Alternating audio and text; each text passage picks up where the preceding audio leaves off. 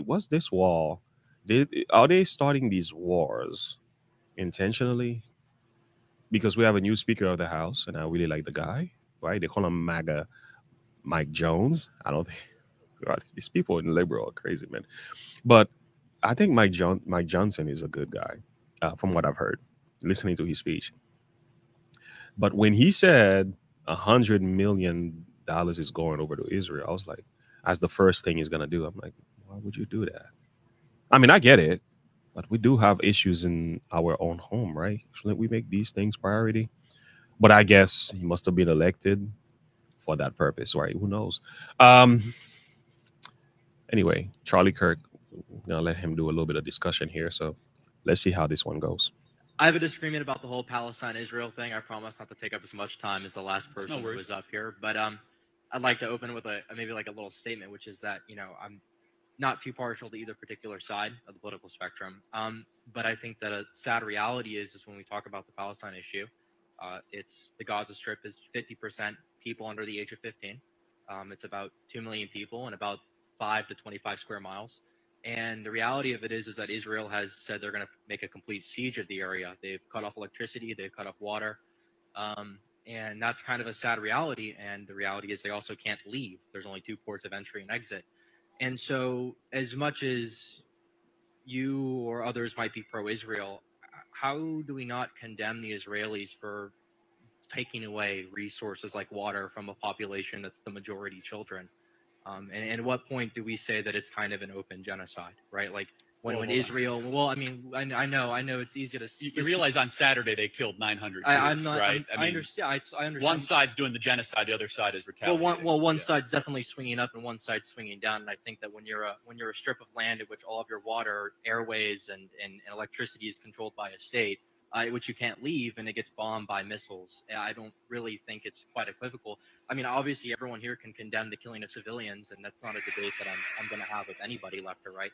Sure. But at what point or time, you say you criticize. Darth Vader, you're breathing heavy. Go ahead, tell me what's on your mind. I am so sick and tired of hearing about this punching up thing. It's like, stop it already. Yeah, my thought is, you know what? You hit someone, expect to get hit back. Yeah, he's been an hour and he's been in a minute and 20 seconds. He still hasn't really asked the question. Yeah, he hasn't gotten to any sort of coherent point yet. Yeah, he has to lay a strong foundation. What are you trying to build? And it's not. He's building a foundation of sand. Yeah, he's building a sandcastle right now, and it's like, oh my word! Get to the thing. Get to your. I'm going to have with anybody, left or right. Sure. But at what point or time, you say you criticize Republicans, but why don't we ever criticize Israel for what they're doing by turning off water? I mean, how? Well, I'm not going to criticize. Again, let me just ask a hypothetical. If Cuba came to Miami and killed 50,000 Americans, should we cut off their water? Answer the question. No, absolutely not. Okay, I disagree. You think we should cut off water to if the Cuban government came and killed 50,000 Americans, which is the population equivalent, right? Sure. So 900 Jews would be 50,000 Americans. Yeah. I would completely support war against a country that kills 50,000 Americans. Cuba is the same, but similar distance, right? So yes, I would restrict food, water. It would be all out war against a country that touched our homeland. Well, you know what they call all-out war against a populace of people that are stuck in an area? It's a genocide, right? And so, as much as I agree... hold on a second. No. First of all, if that was the case, why is Israel telling civilians to leave a certain area? Number one. Well, only that are allowed to leave, hold on a second. Right?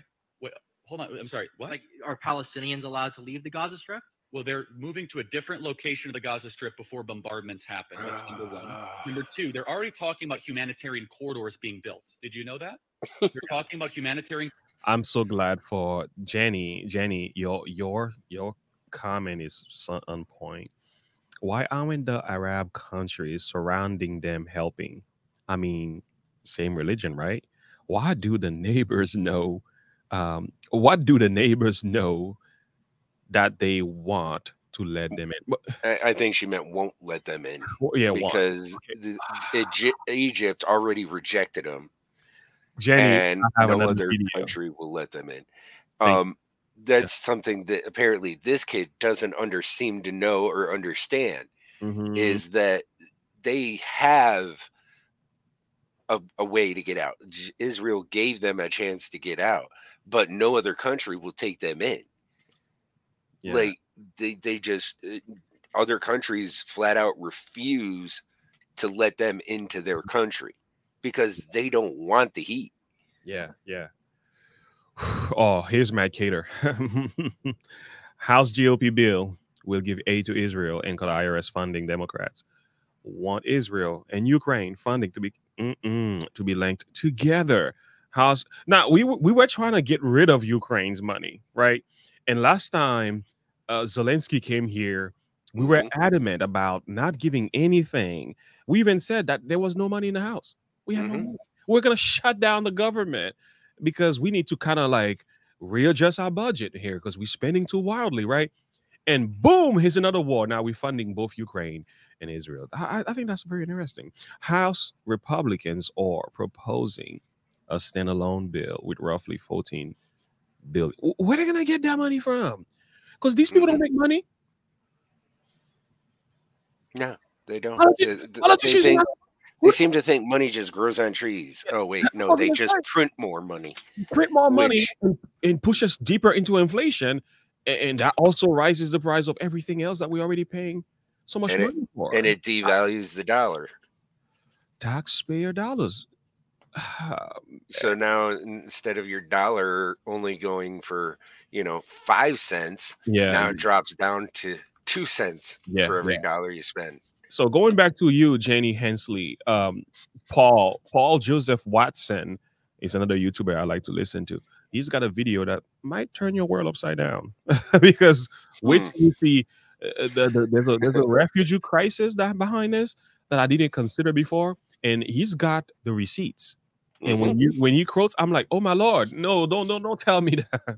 And your statement is gonna be clearly explained, and actually you're gonna get the answer to what you're saying here, because I think Paul Joseph Watson is on point as the way he actually breaks it down. So and not only that, but that's precisely the idea that this kid hasn't seen and understanding is the fact that these Arab nations know something that he obviously doesn't. Yeah, they are not having it. They don't want it. They say keep these people to yourself. Yeah, keep away from us. We don't want them. We don't want the smoke. Yep. So who was it? The Egyptian was it prime minister who actually had a video out? I'm gonna find it in a minute. Don't worry. He actually come out quickly and said, no, we don't want the refugees. We're not having that over here. And he speaks very clearly as well. There wasn't mincing words, man. He says, no, we don't want it. Keep that stuff away from our home. I was like, I think this was family, right? This was, no.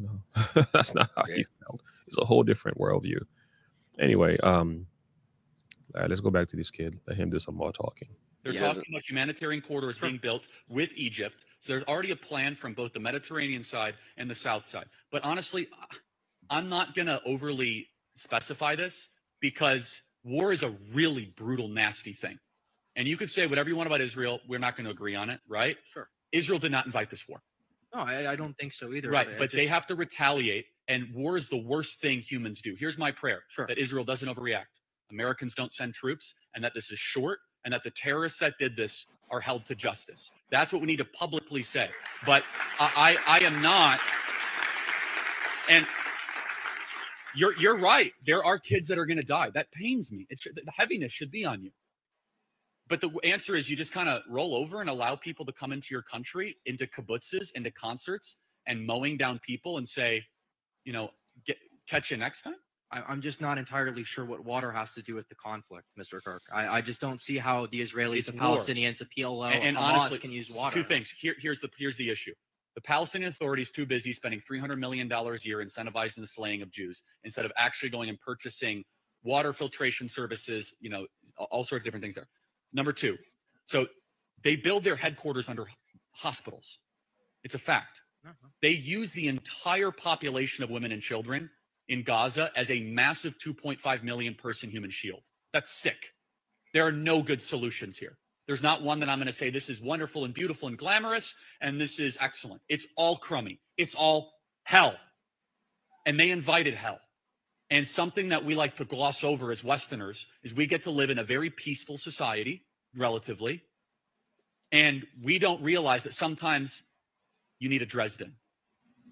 And that's a really hard thing to swallow. But guess what? What we did in World War II to defeat the Nazis was 100% morally defensible. And there were people that also died. Israel has a right to defend themselves, and they're going to retaliate. And Hamas, they brought this upon themselves. They were the stewards of those women and children.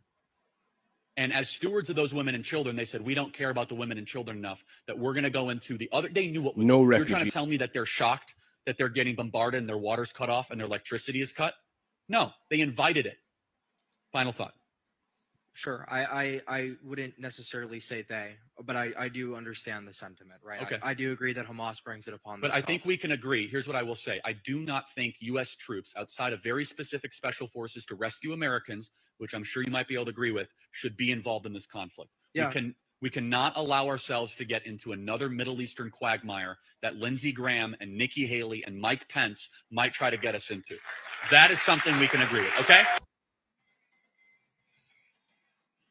Like, I really like Charlie Kirk. He's a common sense type of guy.